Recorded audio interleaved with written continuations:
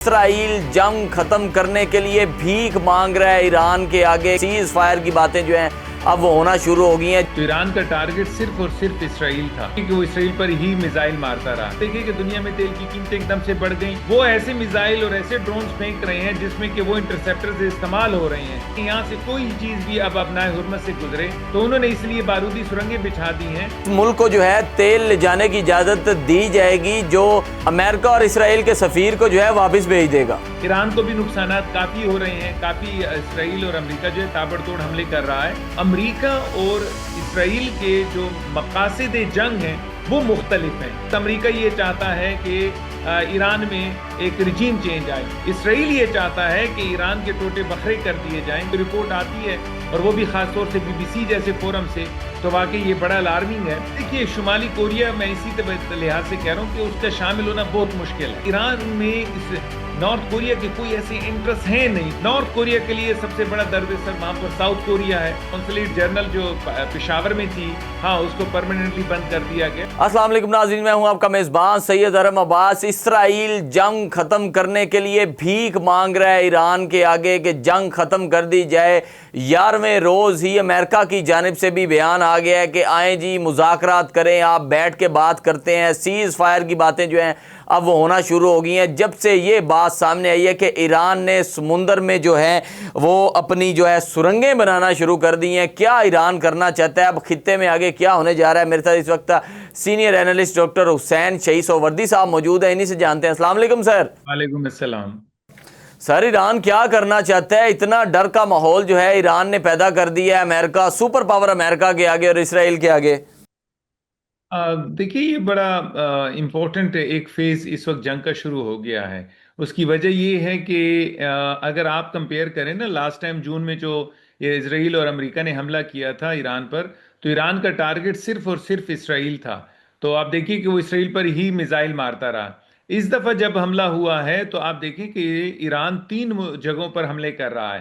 ایک ہے اسرائیل, دوسرا امریکہ کی تنصیبات جو کہ اس علاقے میں موجود ہیں, اور تیسرا اس پورے علاقے میں جو ہے ایک خوف و ہراس کی سی کیفیت پیدا ہو گئی ہے. چوتھی بڑی اہم اس نے ایران نے جو ہے وہ اسٹریٹجی اختیار کی, اور وہ یہ کیا کہ اس نے یہ چاہا کہ جو بھی یہاں پر واقعات ہو رہے ہیں ساری دنیا اس کے اثرات کا مزہ چکھے. تو آپ دیکھیے کہ اس نے ابنائے ہرمز بند کر دی, جہاں سے کہ دنیا کا 1/5 جو تیل ہے وہ یہاں سے اس کی ناک کے نیچے سے گزرتا ہے. تو اس وجہ سے آپ دیکھیں کہ دنیا میں تیل کی قیمتیں ایک دم سے بڑھ گئیں. باقی خورد و نوش کی اشیاء, باقی جتنی بھی تجارتی پروڈکٹس ہیں وہ تمام کی, جب تیل کی قیمت بڑھ جائے ہر چیز کی قیمت بڑھ جاتی ہے. تو وہ سب کچھ ہو گیا اور ساری دنیا کو احساس ہو گیا ہے. 1973 میں جب آئل کرائسس ہوئے تو 4 گنا قیمت جو ہے بڑھ گئی تھی. اس وقت جو ماہرین ہیں پیٹرولیم کی سیاست کے, وہ یہ بتا رہے ہیں کہ وہ 4 گنا تو کچھ بھی نہیں تھا. جس طرح سے یہ معاملات آگے بڑھ رہے ہیں ایسے لگتا ہے کہ 4 گنا سے بھی زیادہ جو تیل کی قیمتیں ہیں وہ بڑھ جائیں گی. تو اس لحاظ سے آپ یہ چیز ذہن میں رکھیے کہ امریکہ اسرائیل جو ایران ہے وہ بڑے ہی ایک اسٹریٹجک انداز میں بڑی حکمت عملی کے ساتھ جو ہے وہ یہ جنگ لڑ رہا ہے. وہ یہ دیکھ رہا ہے کہ پہلے تو یہ دیکھ لیں کہ امریکہ اور اسرائیل کے پاس کتنے انٹرسیپٹرز ہیں. ان کی ایک لمیٹڈ تعداد ہے. لاسٹ ٹائم بھی ہم نے اس پہ بات کی تھی. وہ ایسے میزائل اور ایسے ڈرونز پھینک رہے ہیں جس میں کہ وہ انٹرسیپٹر سے استعمال ہو رہے ہیں. جب یہ انٹرسیپٹر سے استعمال ہو جائیں گے تو پھر اس کے بعد جو خطرناک قسم کے میزائل آئیں گے ان کو کون روکے گا؟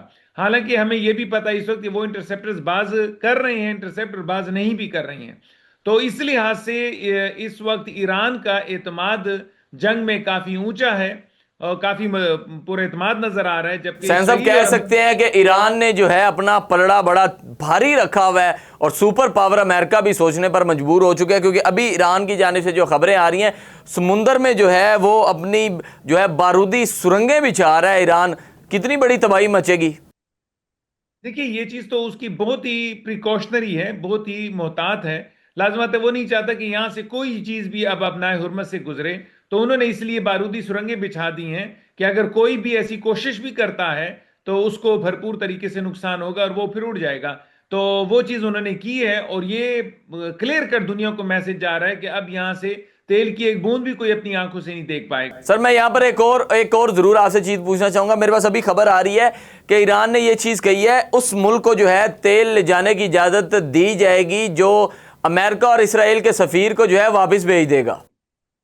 ہاں یہ انہوں نے کہا ہے، لیکن مجھے نہیں لگتا کہ یہ کوئی بہت پریکٹیکیبل ہوگا unless and until کہ جنگ جو ہے بہت آگے تک جائے۔ یہ ذہن میں رکھیے گا کہ اس وقت یہ جنگ بہت ہی متوازن جا رہی ہے، ایران کو بھی نقصانات کافی ہو رہے ہیں، کافی اسرائیل اور امریکہ جو ہے تابڑ توڑ حملے کر رہا ہے، اور ایران کی طرف سے بھی حملے ہو رہے ہیں، اور ان کو کافی اسٹریٹجیکلی کافی نقصانات ہو رہے ہیں دونوں ملکوں کو، اور علاقے کے ممالک کو بھی ہو رہے ہیں۔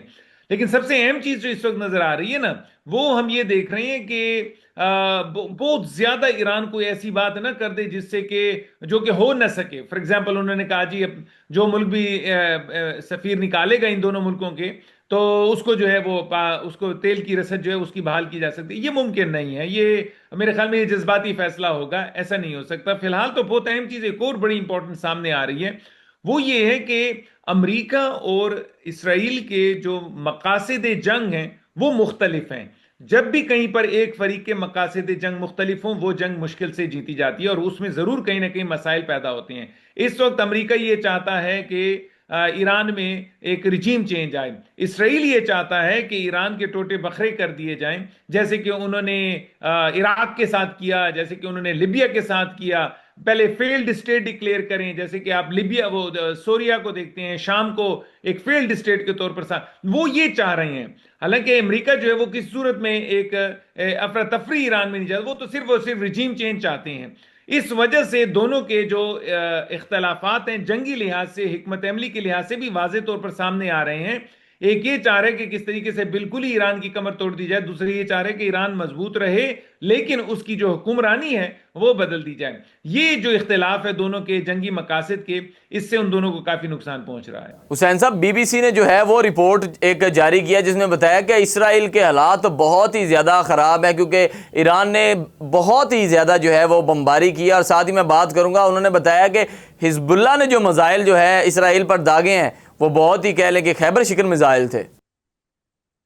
ایسا ہی ہے اصل میں، اسرائیل میں جو نقصانات ہو رہے ہیں ہمیں زیادہ میڈیا ادھر سے بتا نہیں رہا ہے، اور ہماری وہاں تک پہنچ بھی نہیں ہے۔ وہ کم ہی بتا رہے ہیں، اور وہ یہی چاہتے ہیں۔ دیکھیے جب بھی جنگ شروع ہوتی ہے ہر فریق یہ بتا رہا ہوتا ہے اپنی عوام کو کہ جی ہمارا پلڑا بھاری ہے اور ہم نے دشمن کو کافی زیادہ نقصان پہنچایا ہے۔ تو اسی لحاظ سے ہمیں تو یہ پتہ چل رہا ہے کہ ایران میں کتنا نقصان ہو رہا ہے، اسرائیل کے نقصان کا ہمیں نہیں بتایا جا رہا، اور اس وجہ سے کبھی کبھی اگر ایسی کوئی رپورٹ آتی ہے، اور وہ بھی خاص طور سے بی بی سی جیسے فورم سے، تو واقعی یہ بڑا الارمنگ ہے۔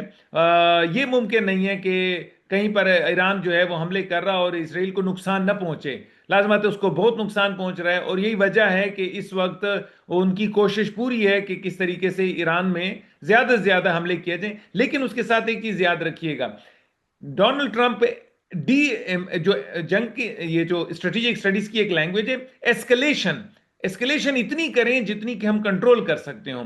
وہ کہیں پر بھی ایسا نہیں چاہ رہا کہ آل آؤٹ جو ہے بالکل تباہی بربادی پھیر دی جائے ایران کے اوپر۔ اسرائیل جو ہے وہ یہ سمجھ رہے کہ بس سب کچھ جو تباہ برباد ہو کر سکتا ہے وہ کر لے ایران کے لیے اور ایران کے اوپر۔ تو یہ چیز جو ہے بڑی مشکل ہوتی ہوئی نظر آ رہی ہے۔ اسکلیشن ایک مرحلہ وار ہوتی ہے، ایسا نہیں ہوتا کہ بھرپور طریقے سے جو ہے بس ختم ہی کر دیا جائے۔ اس سے ان کا اپنا جو آرسنل ہے یعنی اسلحہ خانہ ہے وہ خالی ہو جائے گا۔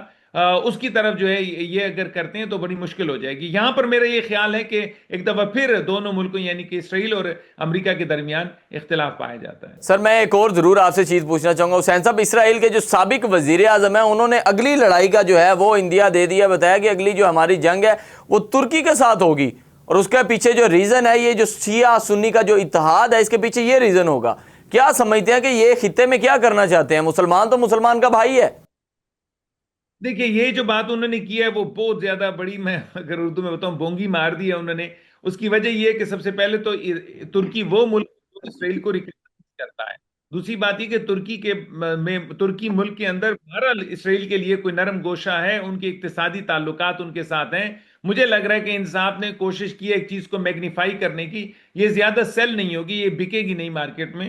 اور وجہ یہی ہے کہ اس وقت جو ترکی کی حکمرانی ہے وہ ایک کنزرویٹو پارٹی حکمرانی میں ہے، اور وہ تو بہرحال اسرائیل کی پالیسیوں کے خلاف بھی ہیں، غزہ میں اسرائیل نے جو کچھ کیا اس کے بھی خلاف ہیں، وہ تو میرے خیال میں ہر مسلم ملک خلاف ہے۔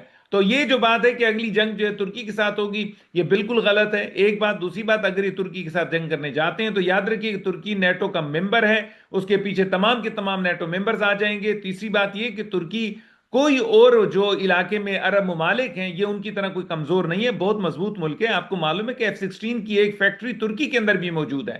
تو اسرائیل اگر ترکی کی طرف جاتا ہے تو اپنا پاؤں پہ کلہاڑی مارے گا، اپنے آپ کو نقصان پہنچائے گا۔ حسین صاحب کیا سمجھتے ہیں ان ساری باتوں سے پاکستان کو کتنا خطرہ ہے؟ کیا اگلا ٹارگٹ پاکستان تو نہیں ہو سکتا؟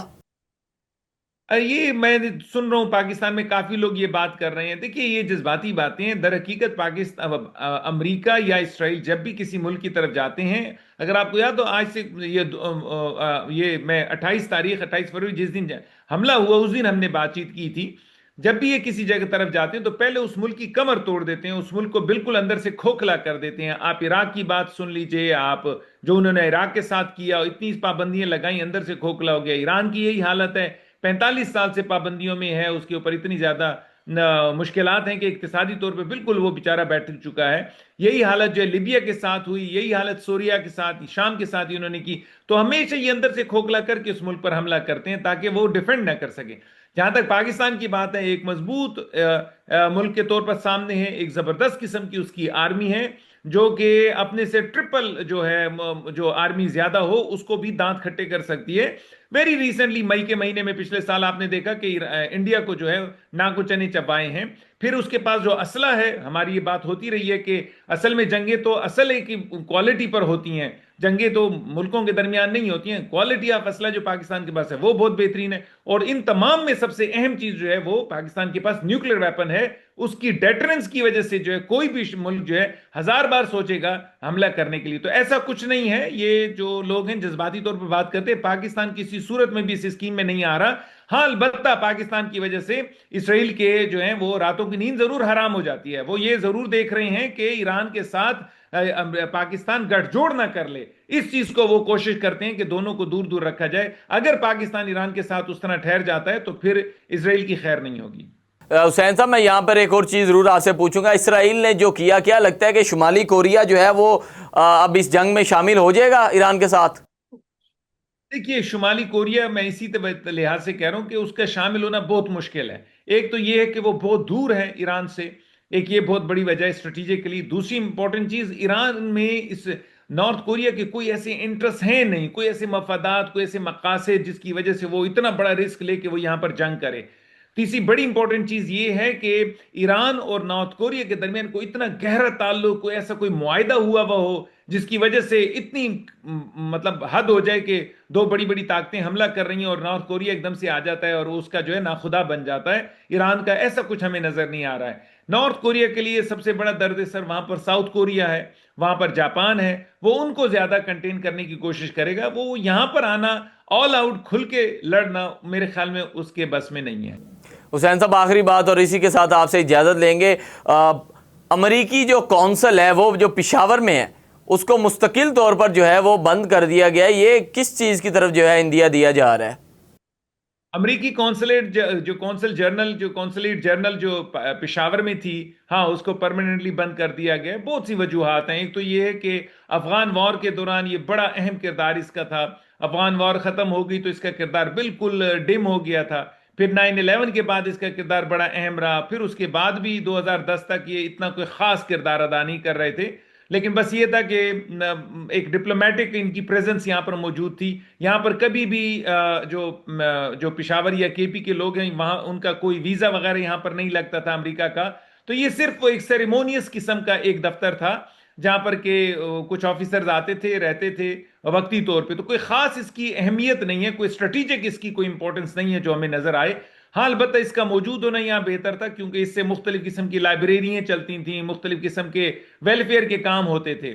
اب چونکہ یہ جو واقعہ ہوا ایران پر حملے کا، تو اس سے جو ہنگامے ہوئے اور یہ خدشہ پیدا ہوا کہ کونسلیٹ جنرل پر جو ہے حملہ ہو سکتا ہے، جس طریقے سے کراچی میں ہوا، تو انہوں نے کوشش کی کہ اس کو بند ہی کر دیا جائے کیونکہ ویسے بھی ان کو اس سے کوئی فائدہ نہیں ہو رہا ہے۔ تو اس لحاظ سے وہ لوگ اب اسلام آباد چلے گئے، پرماننٹلی اس کو بند کر دیا۔ ہو سکتا ہے آئندہ آنے والے وقت میں کبھی کوئی اہم واقعہ ہو مغربی سرحدوں کی طرف تو یہ قونصلیٹ دوبارہ سے بھی کھولی جا سکتی ہے، لیکن فی الحال تو واقعی یہ آپ کی بات درست ہے کہ وہ بند کر دیا۔ بہت شکریہ جی، میرے ساتھ ڈاکٹر حسین شہید سہروردی صاحب موجود ہے۔ بڑی تفصیلی گفتگو رہی، کس طرح سے جو ہے ایران اپنے اگلے ٹارگٹ، کس طرح سے جو ہے اسرائیل کو اپنا اگلا ٹارگٹ بنائے گا، نشانہ بنائے گا۔ امریکہ تو سیز فائر کی باتیں کر رہا ہے، لیکن ایران ابھی بھی اپنی بات پر ڈٹا ہوا ہے کہ ہم بدلہ لے کر رہیں گے۔ اپنے ہوسٹ کو دیجیے اجازت، اللہ حافظ۔